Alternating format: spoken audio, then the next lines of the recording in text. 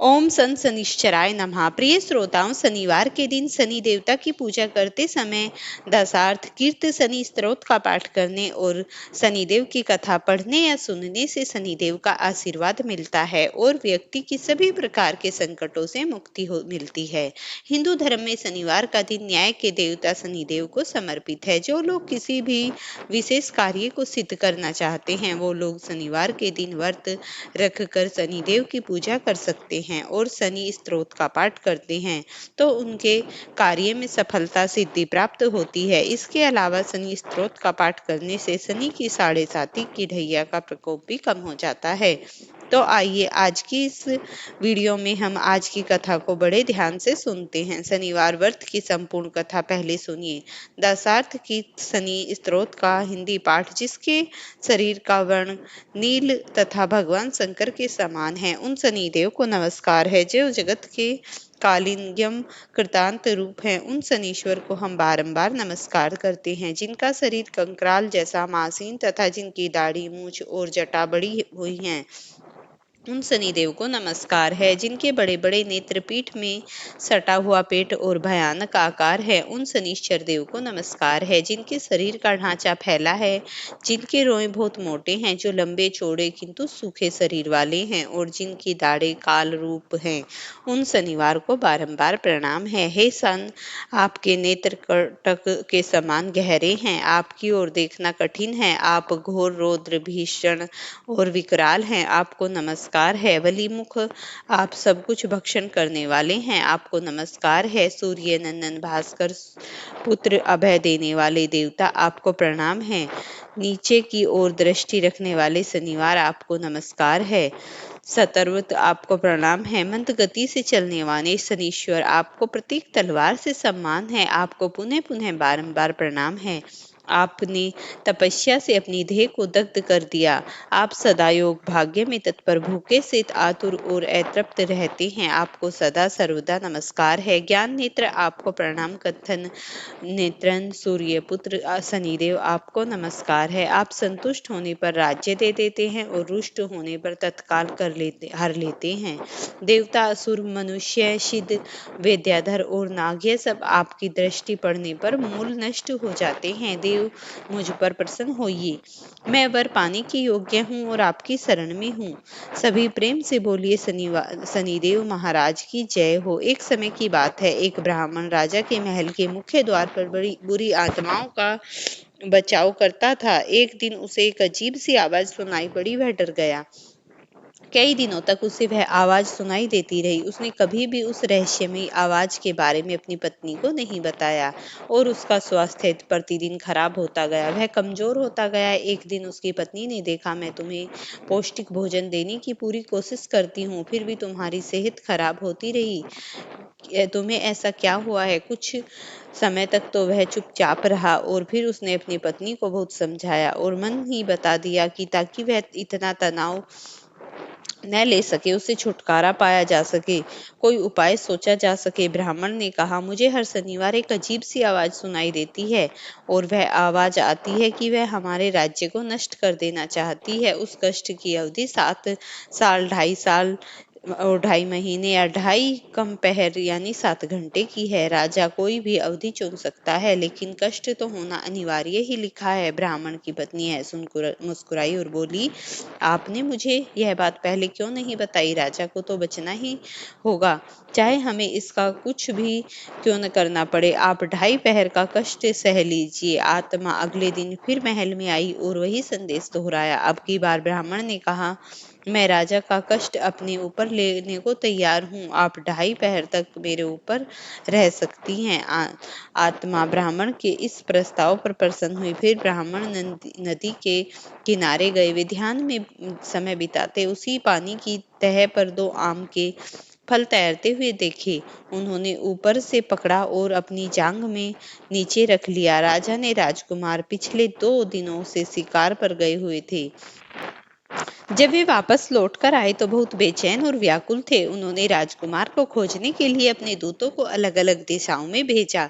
संयोगवश उस दूत ने ब्राह्मण के पास पहुंचा और उसे यह अत्यंत आश्चर्य नहीं हुआ कि ब्राह्मण ने राजकुमार के सर अपनी जांघों के नीचे छुपा रखा है। उसने यह बात राजा को बताई। सुनकर राजा क्रोधित हो गए। उन्होंने ब्राह्मण को सूली पर चढ़ा देने या फांसी देने का आदेश दिया।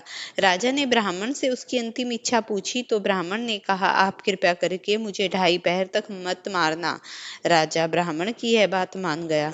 निर्धारित समय समाप्त होने पर ब्राह्मण के अंतिम सजा देने की व्यवस्था दी गई। ब्राह्मण का सर गर्म लोहे की तलवार से काटा जाना था। जैसे ही वधकर्ता ने ब्राह्मण पर आक्रमण किया, वह गर्म तलवार टुकड़े टुकड़े हो गई। वधकर्ता ने अब की बार गर्म चांदी की तलवार उठाई और वह तलवार भी ब्राह्मण की गर्दन को छूने से पहले ही टुकड़े टुकड़े हो गई। वधकर्ता ने गर्म सोने की तलवार निकाली और अब की बार ब्राह्मण का सर काटने का प्रयास करा। तीसरी तलवार का भी हाल ऐसा ही हुआ। वहां उपस्थित लोग इस चमत्कार को देखकर आश्चर्यचकित रह गए। अचानक वे दोनों राजकुमार भी वहां प्रकट हो गए। राजा उन दोनों राजकुमारों को देखकर बड़ा प्रसन्न हुआ और उन्हें गले लगाया और ब्राह्मण भी राजा ने दया दिखाई। राजा ने कहा, हे ब्राह्मण देव, यह क्या रहस्य है? इसे सबके सामने प्रकट कीजिए। इतनी बार मारने के बाद भी आपका बाल तक बांका नहीं हुआ। तब ब्राह्मण ने कहा, हे राजन, सनी आपको कष्ट देना चाहते थे। मैंने आपको और राज्य को बचाने के लिए आपका कष्ट अपने ऊपर ले लिया। शनिदेव ने आम को मानव सिर के रूप में प्रकट कर दिया था। क्या मैं राजकुमार को मार सकता था? मैं तो हमेशा इस राज्य का रक्षक हूँ। मैंने सदैव आपका और राज्य का भला चाहा है। राजा ने कहा, हे ब्राह्मण देव, मुझे तो आपकी बातों पर विश्वास नहीं। मैं स्वयं शनिदेव को देखना चाहता हूँ और अगर आप मुझे दिखाएंगे तो मैं आपके पूरे परिवार सदस्य चक्की में पिसा दिया जाएंगे। अब की बार तो राजा यह बात सुनकर ब्राह्मण देवता कांपने लगे। उन्होंने 1 सप्ताह का समय मांगा। इसके बाद वह घर गए तो उसकी पत्नी ने बहुत चतुर और बहुत बुद्धिमान से ब्राह्मण देवता को देखकर कहा, क्या बात है? आप पीले और भयभीत लग रहे हैं। क्यों डरे हुए हैं? ब्राह्मण देवता ने कहा, भाग्यवान शनिदेव ने मुझ पर ऐसा कष्ट डाला। मैं तो तुम्हारी सलाह मानकर पहली बार सच बच गया। अब मैंने शनि ग्रह को राजा के सामने प्रकट नहीं किया तो हम सब चक्की में पहिए के नीचे कुचले जाएंगे। ब्राह्मण की पत्नी ने कहा, धैर्य रखो।